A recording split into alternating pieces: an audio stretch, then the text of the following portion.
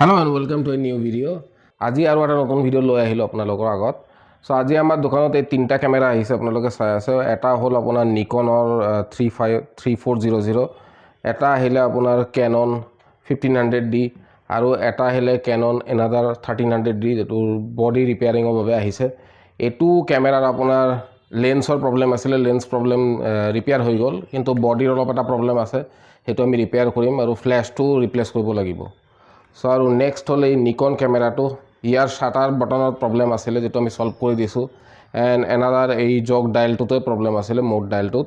চ' এইটো আমি এতিয়া ছল্ভ কৰিম। পাৰ্টছ অৰ্ডাৰ কৰা হৈ গৈছে। চ' পাৰ্টছ অহাৰ লগে লগে আমি এইবিলাক ঠিক কৰি দিম।